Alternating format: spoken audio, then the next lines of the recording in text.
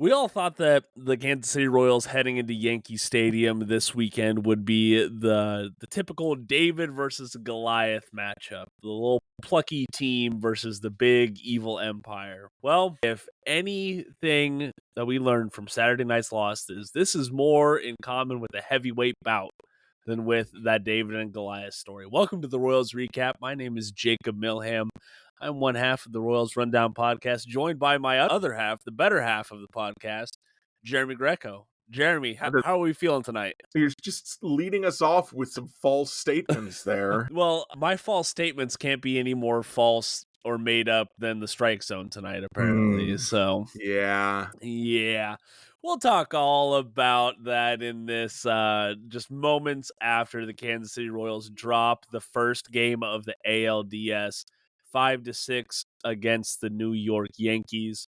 But first, you could gripe. You can let us know your opinions. You can let us know your takes over at royalsreview.com. I am sure that game thread was just an absolute joy to be in all evening. I was not involved at all. But I'm also sure that you can go berate Jeremy's game recap that he has published this evening. And you could let us know all about your opinions and all about why Will Smith would be the solution to this bullpen right now. Yeah. Yeah, Jeremy. Sorry. False statements, have to keep it going. I can't even, I don't have words for the things that you're saying. I just have to look at you like, what is happening? Well, while you're just looking at me, why don't we go ahead and talk about some of the good things? Yeah. Tonight? Because there were more than a few. There absolutely were. So, Royals lineup scored 5 runs against New York Yankees and Garrett Cole. I'll absolutely take that. They tagged Garrett Cole for 4 runs, 3 of them earned, and 7 hits in 5 innings. Like that is better than I was expecting against the reigning AL Cy Young awardee. MJ Melendez had that massive home run to massive right field. Impact, not in distance. Correct. I am not saying it was very long. I am saying that it had a big impact on the scoreboard itself.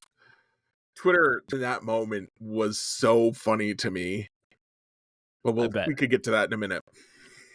Well, no, so genuinely I was driving at that time, so I was listening to the call, and first off, Denny Matthews cannot stand the New York Yankees. I mean, he was there back in the 70s. He absolutely was. And this man he just like flipped a switch when we were facing the Yankees. Like he's got some zingers in there. But also on that, like some of the energy is more lively in the radio broadcast booth because of that. And it was an amazing call on that home run, and just listening to the back and forth that was going on through like the 6th inning on the radio was just chef's kiss. The radio broadcast had to have been better than the TV broadcast. I will say this. I was a defender of Bob Costas being on the broadcast. Kind of taking that back a little bit. Yeah, I was kind of like, I think he has bad takes, but he'll probably be fine as a play-by-play guy. And he was not. Yeah. He made me wish for Steve Physioc, Jacob. Man, that's a pretty low bar. He literally said they don't have the distance on the wall out there, and then the camera switched to a shot where I could see the distance on the wall. Here it is, Bob. That's all the broadcast is saying. That's my line. What are we doing? No, but Jeremy, I'm sorry, man. Listen, I can see all the good. I can see it, and maybe you can be the positive Polly later on. All right, but if you would have talked to, or if you would have gone back in time and told a Royals fan on August 28th, you are going to be in the ALDS against the New York Yankees, who do you think is going to cost you that game? Who do you think is going to cause the biggest issues in said game? I would have said the bullpen. Yeah. And that's what we saw tonight. And we saw what happens when the bullpen isn't perfect. Even when the lineup is quote unquote clicking, they were producing, They weren't great, but they were producing at least for 5 runs and 9 hits. They couldn't overcome the bullpen at the end of the day. So, Jeremy, I do want to ask you that. Like, what do you think Royals fans should be taking away from the bullpen tonight? Like, are we not trusting them at all now, do you think? Limit myself to just the bullpen since that's what you asked. Yes, just the bullpen right now. That's not my takeaway. My takeaway is, especially because 2 of those walks in the 5th inning could have been strikeouts had the Yes. strike zone been called differently. Yes. I think that you should take away from this that, man, the bullpen was about as bad as you could get it to be, and the Royals almost won this game. And I don't expect the bullpen to be that bad again in this series. Okay. Okay. It would be hard to get worse. I think I've said before this series that the Yankees scared me less than the Orioles, Uh-huh. and nothing about tonight convinced me to change my mind. After you've got Gleyber Torres, Juan Soto, Aaron Judge. After them, nobody scares me. Now, other guys at the bottom of their lineup did get things done tonight, but Yep. they got a lot of help from the umpires and a lot of help from the Royals pitchers being a little bit wild.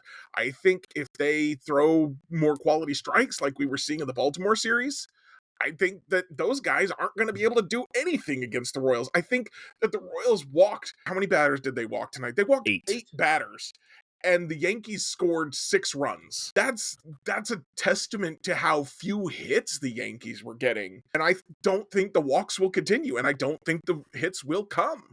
So I think that, honestly, I watch this game and I watch this pitching matchup, and I go, this is a team. Royals can beat them.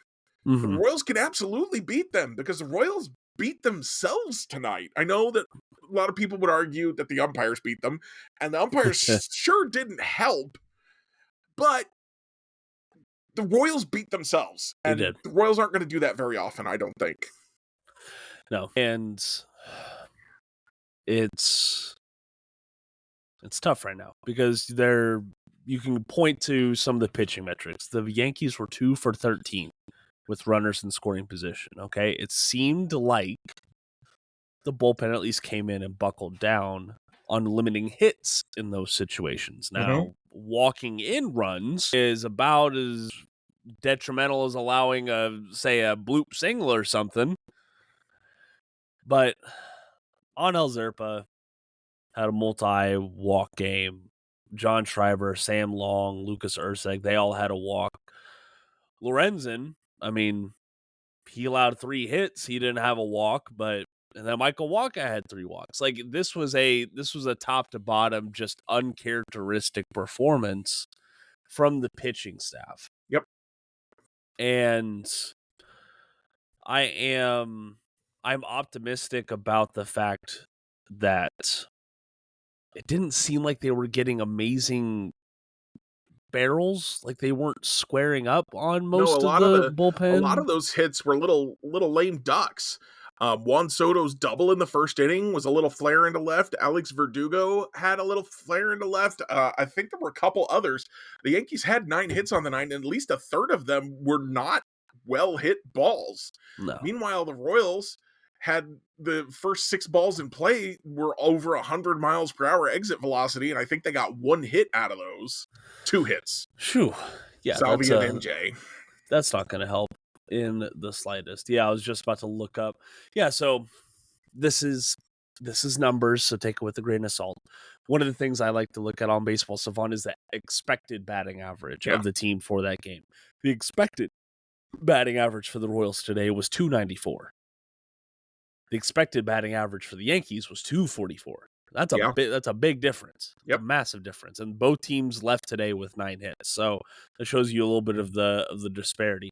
Listen, when Alex Verdugo is the guy beating you in the lineup, okay, like he was one of the most valuable Yankees bats today.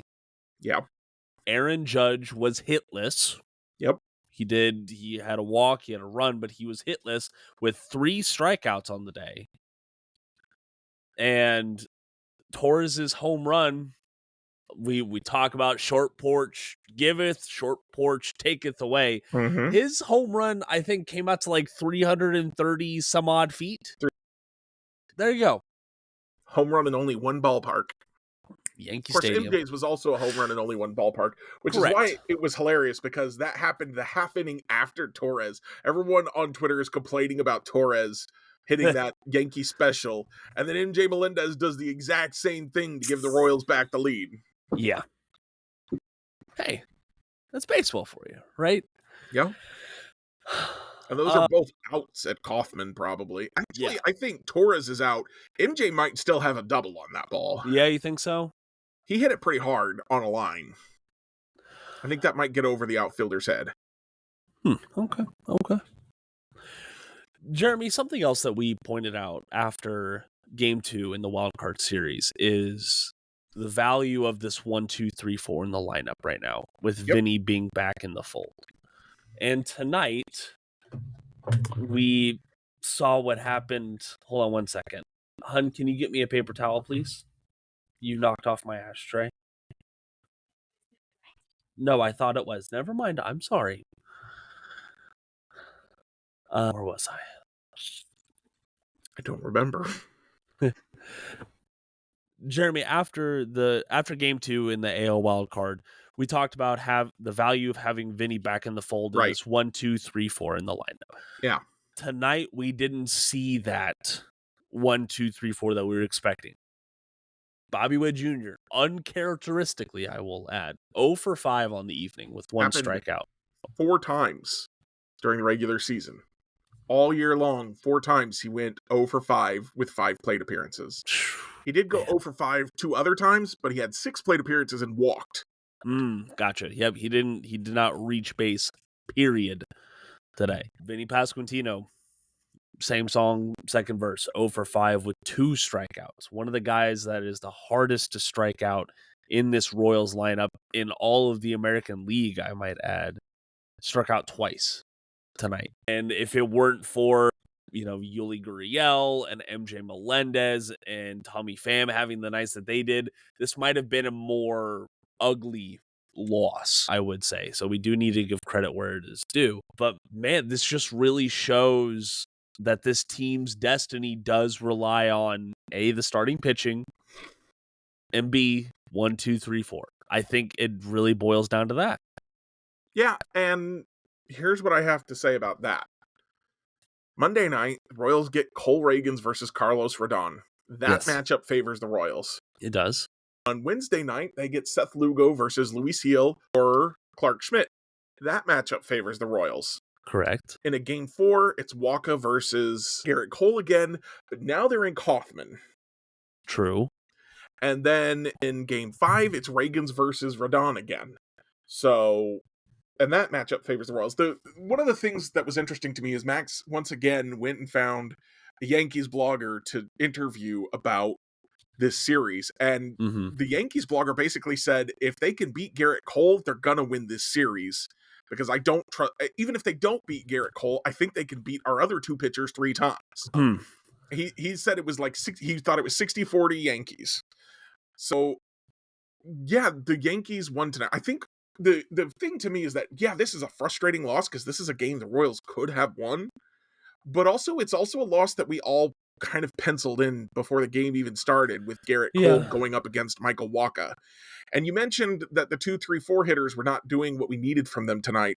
But the fact that the Royals scored 5 runs when those guys weren't doing things, that signals to me that there might be a shift coming where maybe some of those guys are able to contribute again. And if Bobby Witt doesn't go 0 for 5, the Royals might win this game. And as we just discussed, he doesn't go 0 for 5 very often. No. So I feel like this is kind of a Rorschach test of do you look at this and go, well, when the other guys hit, Bobby doesn't hit, and then the pitching doesn't work, and the Royals are going to find a way to lose? Or do you look at this and go, man, they got to Garrett Cole, the other pitchers aren't as good as he is, and they scored 5 runs even when Bobby and Vinny didn't provide any help. They can score more than that when those guys do hit, because they will. So I don't have the answer yet, but I lean towards the latter for sure. I think tonight was very encouraging for me in the sense that I think that this shows that the Royals are not intimidated by the Yankees, and I don't think they'll continue making those same mistakes. But this is who the Yankees have been as far as their offense goes, and as far as their pitching goes, kind of. I mean, Garrett Cole has been much better than that, but their bullpen hasn't been as good as it pitched tonight, so it was kind of like they just flipped that a little bit. Yeah. So that's kind of who the Yankees are, and this is kind of who the Royals were but haven't been. But if they're getting back to that, I think they'll beat them. All valid points. All valid points. And this is an instance maybe of me living and dying by each game. I get it. This is a best of 5 series for a reason. Now where we are sitting, the Yankees only need to win 2. Yeah. Royals need to win 3. Yep. Monday's game becomes a must-win. It does. You do not want to go to Kauffman down 2-0. No. If they win Monday's game, then they go to Kauffman in a best 2 out of 3 series. Yeah. Where they hold home field advantage. Correct. And that flips this whole thing on its head. Game 2 is huge in this series right now. Yes.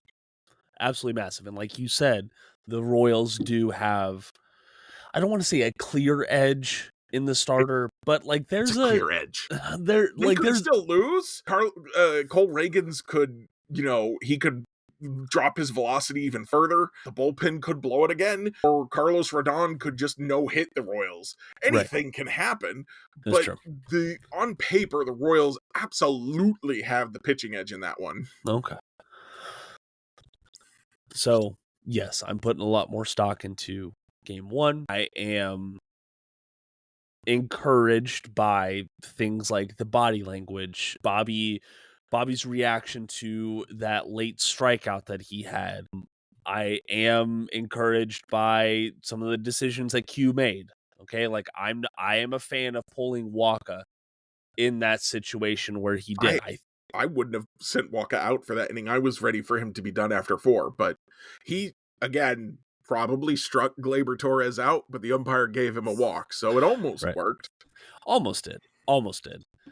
And that Garrett Hampson pinch hit, like we all knew that was the absolute best possible decision, and it paid off.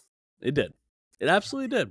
And I certainly wasn't crying and screaming and throwing up and begging for Hunter Renfroe or Paul DeYoung. Man. I think this is just such a reality gut check moment for the fan base because we got so accustomed to the bullpen being what it was for September and the postseason so far and just absolutely elite. And this was a night where we saw kind of the early season Royals bullpen again, right? There's like 1 or 2 guys that you could trust to come in and get the job done. It's a little shaky. I don't think that Q made a wrong call in who he brought in. Nope. I do fully believe that they're just failed to execute and the bad zone or very inconsistent zone at least or at best. To be clear, it was inconsistent against both sides. It was. There were some balls called strikes against the Royals and vice versa. And it's frustrating because you got to get this right. You got to. Yeah. But also, I mean, like I said, if you throw more strikes when they calls that pitch a ball, then you're still okay. And it also does, though, on the third hand, it felt like when he called pitches against the Yankees in their favor, that it was a bigger impact than when he did it for the Royals. Yeah. If that makes sense. It's noticeable when you have one of the most vocal Yankees fans out there, John Boy Media, saying, quote, "If I were a Royals fan, I'd be pretty upset about this umps zone." Yeah. End quote. It happens. It does. There's hell, even replay can't fix the umpire's calls, apparently. The conspiracy theory is already flying around the internet about how the replay center is in New York. Yeah, I saw that. Like, come on, folks. We already saw earlier this year that they can't make the right call Yeah.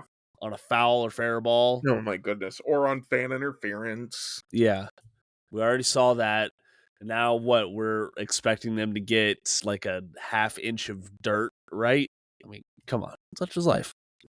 So, Jeremy, let's go ahead and I don't know. I think that we've already processed this loss. Like you didn't say anything wrong in saying I think most Royals fans had this penciled in as a loss.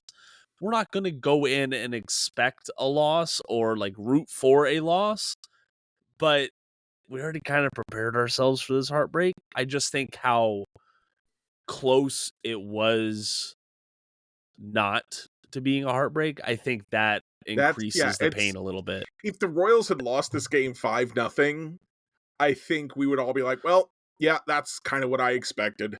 And we'd be ready to go to Monday night.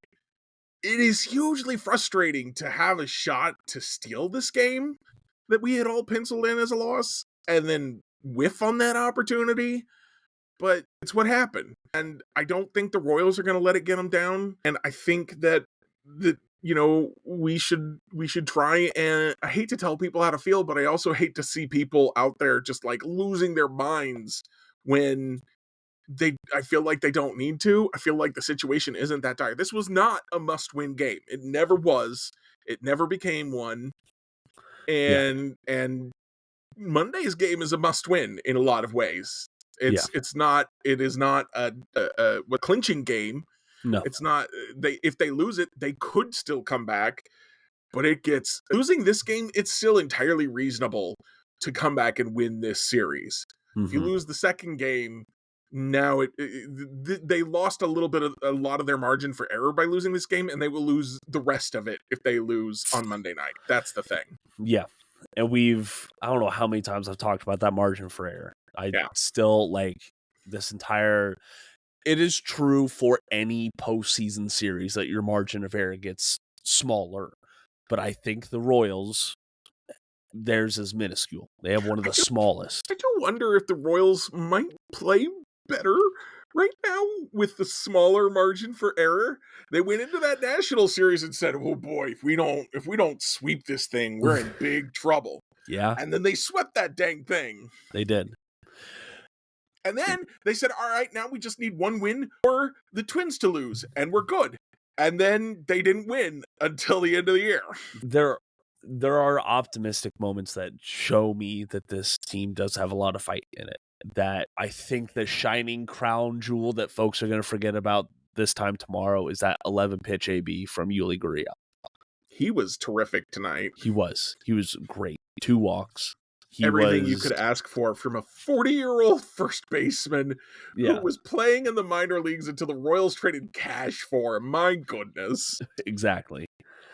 So there are signs of optimism. If you want to let us know of one, you can tell us down in the podcast description or podcast comments below, or you can hop onto royalsreview.com and just let us know your thoughts. Jeremy, I'm kind of ready to hunker down for NFL Sunday and move on to the doubleheader that is Kansas City sports on Monday. Do you have anything else that our listeners should know? They lost. It sucks. There were ways that it could have swung to an even bigger Yankees win. There are ways it could have swung to a Royals win. But it's in the books now. Got to move on. The last thing I will say is just kind of repeat the headline of my article that came out this afternoon. This far is enough. Bobby Witt Jr. keeps saying we didn't come this far to come this far, and that is the absolute attitude he should have. But also, like, the Royals not only made it over 500 for the first time since 2016, the year after losing 106 games, they not only made the playoffs, they won their first series in the playoffs in convincing fashion. Yeah. There is every reason to be hopeful about the future of this team, at least until we see, if we get into this offseason and we see that John Sherman is unwilling to continue spending money, or that JJ Piccolo suddenly can't find good free agents anywhere, or make good trades. He's made a bunch of good trades, Jacob. Yes, so many good trades. I need to write about that at some point. But until we see that, there's lots of reason to hope for a bright future in Kansas City. So if they lose here, this does not mean another 10-year drought to the playoffs again. So just try. I know it was stressful. I was like on the edge of my seat this whole game, but try to enjoy this as much as you can and know that this doesn't have to be the end, even if it's the end of this year. At the end of the day, it is a game, and we should be enjoying it. This is a hobby, right? Exactly. Enjoying it is, if we're not enjoying it, what are we doing here? I don't know, but I wouldn't trade for too much. All right, Jeremy, let's go ahead and get on out of here this evening. I am tired. I know you are. Let's go get some sleep. Thank you everyone out there for joining us today, listening along. We will keep on going with the recaps as the Royals You will, at least. ALDS moves along. Whenever that ends, how it ends, that's when our next full episode is. So you're just going to get these recaps for a little bit. But I'm Jacob Milham. He is Jeremy Greco. Thank you for joining us today. And until next time, go Royals.